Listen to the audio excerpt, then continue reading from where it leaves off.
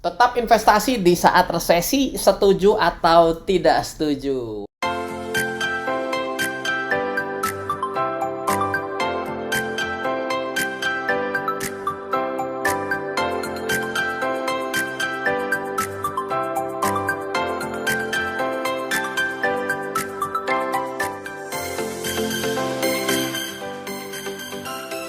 Welcome back di RF Channel on YouTube. Kita punya tema, ini disarankan oleh orang yang di depan saya untuk bikin tema tetap investasi di saat resesi. Itu adalah suatu hal yang baik atau buruk, setuju atau tidak setuju, benar atau salah, tidak tahu atau tidak mau tahu gitu ya.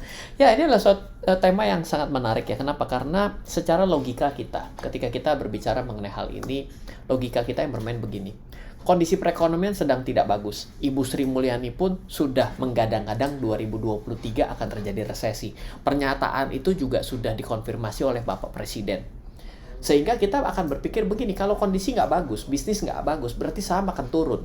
Mata uang kita akan melemah. Kripto barang nggak jelas dan turun, hancur duluan. Udah hancur dari kemarin malah gitu ya. Reksadana turun terus gitu ya. Ya masa kalau kita sudah melihat seluruh fakta ini, kenapa kita harus berinvestasi, kan? Begitu, bener nggak? Yang sudah kita miliki sekarang aja nyangkut, kan gitu?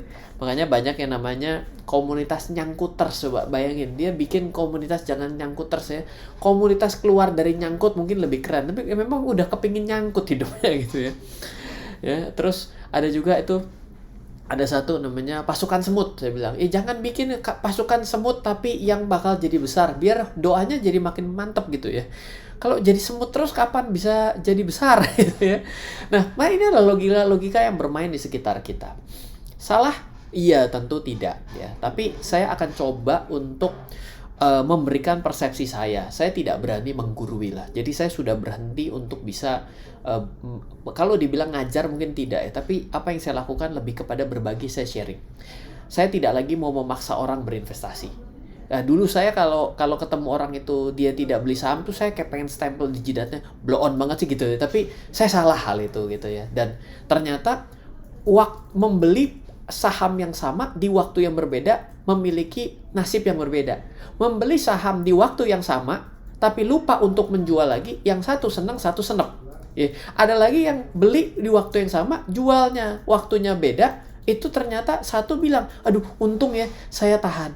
Ada yang bilang, aduh kenapa saya tahan, kan jadi bingung gitu ya. Jadi saya tidak lagi mau berbicara aspek untuk mencoba untuk memaksa orang untuk bisa berinvestasi, tapi saya akan coba kasih beberapa perspektif saya ketika berbicara dengan sudut pandang ya, resesi ini adalah timing untuk berinvestasi atau tidak sih gitu ya. Oke, jadi setuju boleh, nggak setuju di skip ya. Nah, nomor 1, jadi waktu yang tepat untuk berinvestasi itu sebenarnya dengan logika tadi pada saat apa?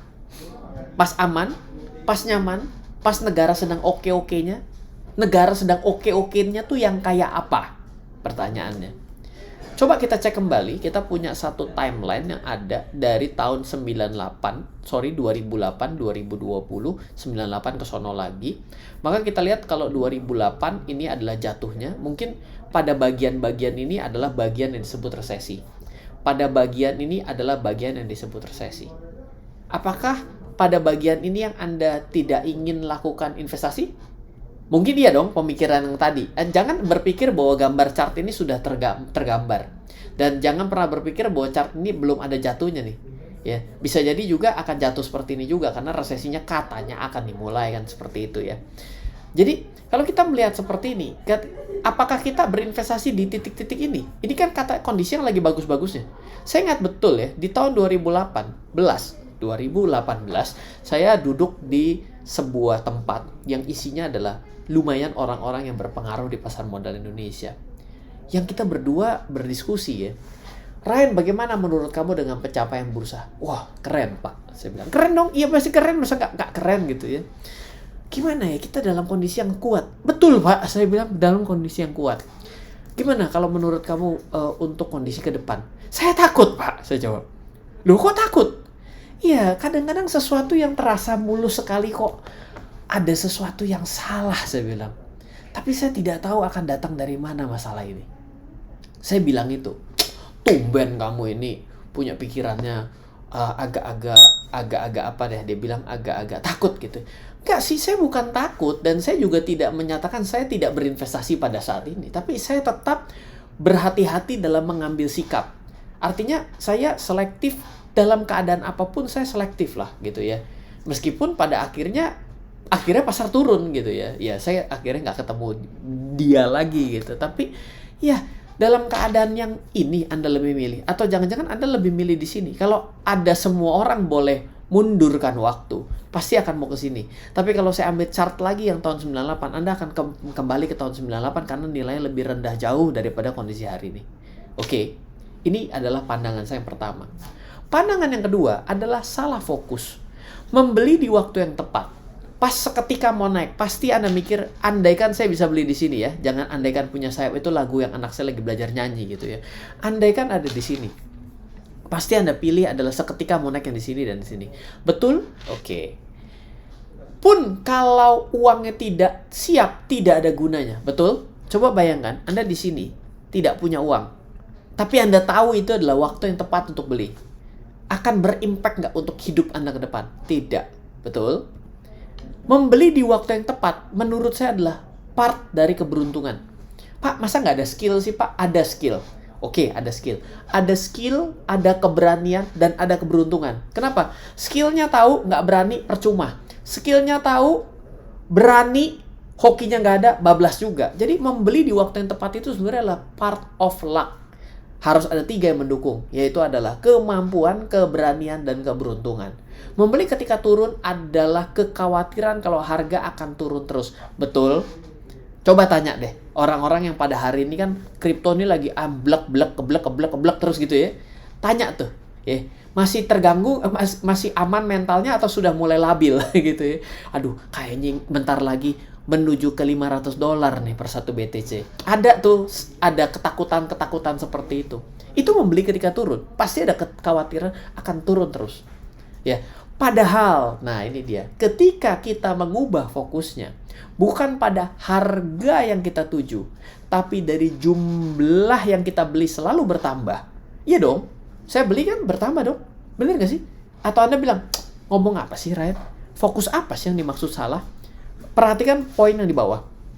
Padahal ketika kita mengubah fokusnya, bukan pada harganya, tapi jumlahnya yang selalu bertambah, maka disinilah kunci daripada ya ketidaksalah fokusan menurut saya gitu ya. Oke, imajinasikan begini. Di kanan adalah kondisi harga sebuah barang, sebuah investasi, sebuah saham, sebuah kripto, sebuah reksadana, sebuah apapun yang naik dan turun. Oke. Dan di mana kondisi itu pernah membuat sebuah barang ini turun kehilangan nilainya 80%. Fantastis atau kurang fantastis? 80% fantastis tahu gitu ya. Kripto juga yang turun 60% aja udah kejang-kejut gitu ya, apalagi kasih 80% ya, apalagi modelnya kayak Luna ya dari Mr. Do Kwon ya, harganya sampai 99% itu. Dan baru berakhir recovery dari 400 ke 438. Jadi di akhir periode itu baru jadi 438 dari 1000. Artinya walaupun kita lihat dari 200-nya sih lumayan ya. Tapi kalau lihat dari 1000 lumayan gitu. Kenapa? Karena 1000 ke 438 loss-nya masih 60% loh kan begitu ya. Jadi apa perasaan orang yang membeli di 1000 rupiah? Sakit hati. Oke ya. Apa ada orang yang punya perasaan lain selain sakit hati? Ada sebenarnya di luar dari sebel. Selama fokusnya bukan pada harga. Tapi fokusnya adalah pada mengakumulasi jumlahnya. Dengan tetap berinvestasi, hasilnya akan berbeda. Karena bukan lagi fokus kepada harga, melainkan kita fokus bahwa jumlah investasi kita selalu bertambah. Coba perhatikan, andaikan Anda investasinya 1 juta per bulan. Ya. Ini adalah selalu lagu lama kaset rusak. Bagi yang sudah mengikuti video-video saya, ada yang bilang, ini part yang boring ya. Tapi kadang-kadang saya juga perlu siraman-siraman penguat iman dalam berinvestasi. Kadang kan kita juga perlu teman untuk kita melihat bahwa apa yang kita lakukan ini masih ada orang yang melakukan gitu ya. Kadang kita perlu cari teman dalam suka dan duka, dan makanya orang banyak cari teman susah gitu ya. Nah, jadi dari 1 juta ini dengan 1000, inilah 1000 ya unitnya, barangnya. sahamnya, lembarnya, koinnya, ya apanya lah terserah. Ketika kita naik 1 juta, harganya turun, jumlah kita naik loh. Perhatikan, di sini kita selalu bertambah secara akumulasi. Karena apa? Karena uang yang kita store sama.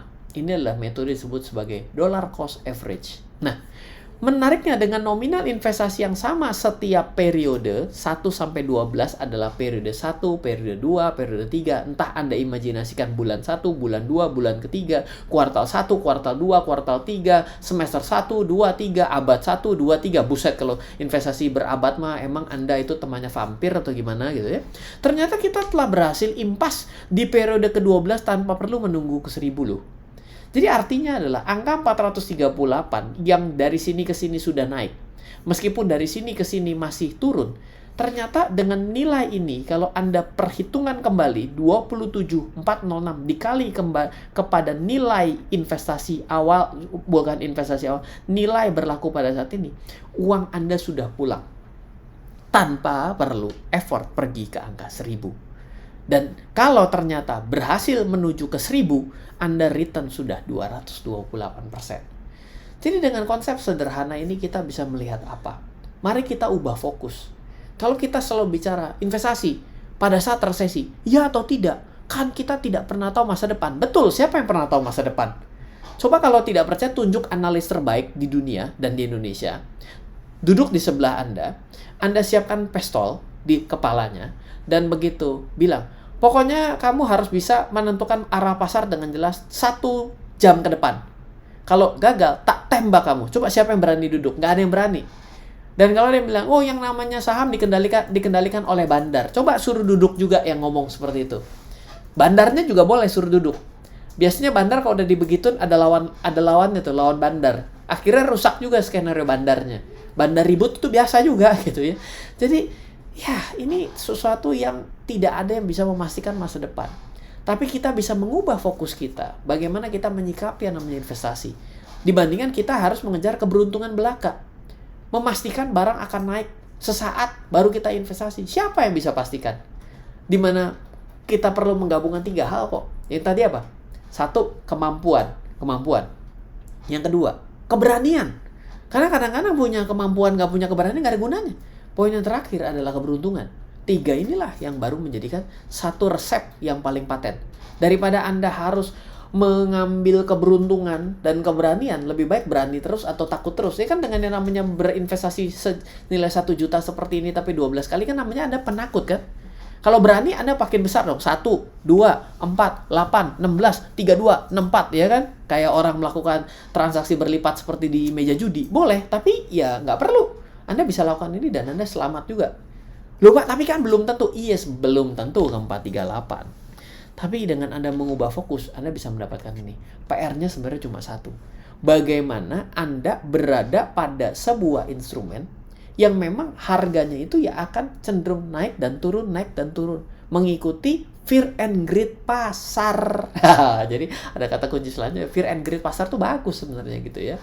Oke, nomor 3, tidak berinvestasi. Anda boleh untuk tidak perlu lakukan di dalam resesi. Kalau ternyata Anda mengetahui cara mengelola dana Anda saat ini adalah salah. Jadi yang tidak memiliki pondasi keuangan yang benar, maka resesi adalah sebuah kondisi penyadaran buat kita. Buat Anda ketika pandemi terjadi, dan Anda, selain Anda terkena COVID, ya amit-amit, tapi Anda juga bermasalah secara keuangan, berarti menjadi suatu stress test buat kita, bahwa kita itu ada yang salah, mengelola keuangan, atau either mengelola kesehatan. Itu penting buat kita ketahui. Jadi dalam kondisi-kondisi yang genting, sebenarnya hal-hal yang dalam diri kita itu yang sedang diuji. Mari kita coba merefleksikan diri kita dengan kondisi hari ini. Anda tidak perlu berinvestasi saat ini. Kalau ternyata Anda ngaco mengelola hutang. Itu udah paling bahaya tuh, mengelola hutang tapi Anda gagal mengelola hutang. Di bagian ini Anda percuma, pondasi keuangan nggak terlalu bagus. Pak, tapi saya sudah tahu salahnya di mana. Boleh nggak saya tetap sambil mengelola hutang saya tetap berinvestasi? Oh iya dong, kan saya bilang cara mengelola dananya udah mulai ketemu ritmenya, berarti ya keep going. Pak, dengan kondisi ini saya ternyata tidak bisa dan saya salah. Bagus. Benahi kondisi keuangan kita.